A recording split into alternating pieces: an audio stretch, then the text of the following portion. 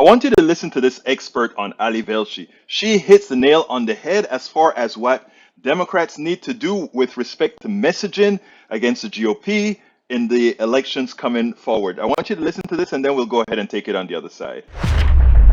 Joining us now is Anat Shenker-Osario. She has joined this program many times to talk about how Democrats should be talking to voters about tough issues. She's the founder of the Progressive Research and Communications firm ASO Communications. Anat, thank you for being with us. There you go. Betsy laid it out. It's a tough issue. Bad luck for the administration that we got a shortage of chips and we've got people who were at home and we got a stimulus program that actually allowed people to spend some money, and we've got low unemployment. We've got higher wages. All of that stuff's actually really good.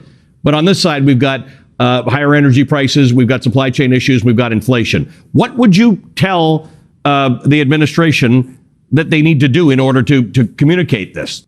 So the fundamental framing shift that we need people to be able to internalize is a move away from why is stuff so expensive to why are you so broke? And what I mean by that is two things. Number one, a focus on the things that cost the most.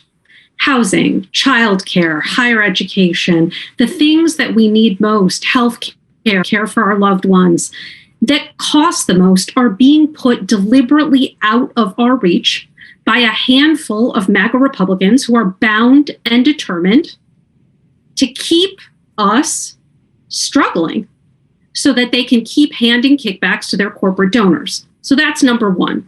And number two, there needs to be a clear indicator of the origin story of where this hardship comes from, that in essence, GOP might as well stand for gouging our prices. Because as we have seen time and again, given any and every opportunity to actually help Americans afford the things that all of our families need and want, they choose not to.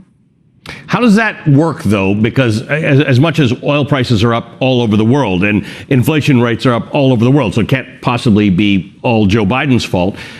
Ultimately, we know that that's the connection people make, right? When their stocks are down, their retirement looks bad, their prices are up, and they see it every day in the price of a gallon of milk or a gallon of oil. It sometimes isn't the most sophisticated conversation people have with themselves. It's under these people, my life seems less prosperous. Yeah, that's exactly right. And so first and foremost, we don't argue with people's feelings. That is a bad thing to do in life and in politics. You cannot argue people out of the feeling that they're having. So some sort of vague reassurance that the economy is going great. Look at the Dow. We have all this unemployment. If that, as you've rightly raised, isn't what people are feeling in their day-to-day lived experience, arguing them out of that makes you sound not just out of touch, but kind of callous. Right. So what do you say? You say something with an opening value that begins, no matter what we look like or where we come from, most of us believe that people who work for a living ought to earn a living and have time left over for a life. But today, a handful of Republicans or MAGA Republicans, Trump Republicans, take your pick, want to divide us from each other, have us pointing our finger in the wrong direction while our families keep struggling and they hand kickbacks to their corporate donors. Any and every time a bill comes up for what we need and what the majority of Americans support, whether that be childcare supports, whether that be making healthcare affordable, whether that be bringing baby formula home to the United States where we need it, they block it. And then they hope we'll look the other way and blame Democrats, who in every single instance are standing with and for our families. Understand what she's saying there, because it is very important. When she says, don't use the question that they're asking, why are prices so high? Why do we have inflation? Don't allow yourself to be pulled into that discussion. She said, the question that you should be on the offensive. Why are you so broke? You are so broke because the gouging of prices is taking care of you.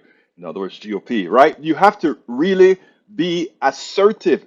You have to really tell people what is wrong and who is causing the problem and what you are going to do. On the offensive, you put them on the defensive. After all, they're the ones who are blocking the bills that would make things better for Americans. Don't let them turn it around and say you are not doing anything to solve the problems. Let them be the ones who are not allowing the problems to be solved, and you are the one solving the problem. I mean, it is, we don't do it assertively enough. Those in some of these spaces, they just don't do it. They're quiet. They're too passive. They have to get in there, be assertive, and actually be the ones attacking, not waiting to counterattack, but attacking. And that is what wins you election, because people see you as fighting for them no matter what the condition is. Remember, Bush won in 2004 when he should have lost it all. We spend a lot of time deconstructing the news, trying to parse it into a form that everybody can understand. We try to find those little nitpicks where it flies above the fray, etc. If you really like these videos that we do, I want to ask a big favor. Please go ahead, number one, subscribe to our channel, and number two, please join if you can. Thank you so kindly for watching. Keep watching. Please remember to share. We must populate the entire internet with our progressive message, a message that we know is what most Americans say that they want. So help us, please join.